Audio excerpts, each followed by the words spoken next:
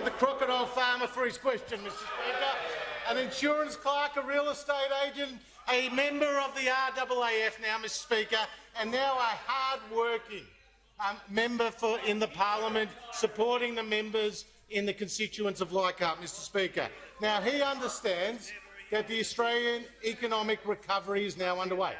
446,000 jobs have been created in the last 4 months, Mr Speaker. And as I said, consumer confidence is up 9 weeks in a row, consumer sentiment has been up, and our AAA credit rating has been reaffirmed. And programs like JobKeeper have supported more than 3.5 million Australian workers, being a critical economic lifeline, helping to keep that formal connection between employers and employees, Mr Speaker. JobSeeker effectively saw a doubling of the safety net, 2 $750 payments to millions of pensioners, including nearly 15,000 in the electorate of Leichhardt, Mr Speaker. And of course the cashflow boost, which has put money in the hands of small and medium-sized business owners, helping them to have the working capital to get through this economic crisis. And, Mr Speaker, when we approached the budget, we recognised that we needed to move to the next stage of our economic recovery plan.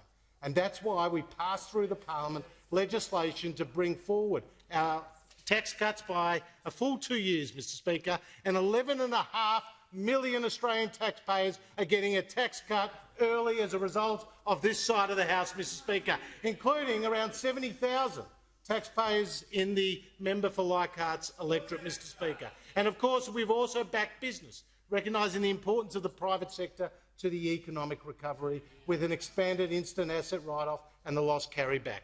But in this budget there's a key economic measure to support young people move from unemployment and into work.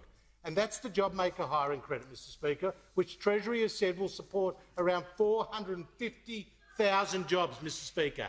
And that JobMaker hiring credit will see the government provide an incentive to businesses who take on people aged 16 to 35 who have previously been on JobSeeker.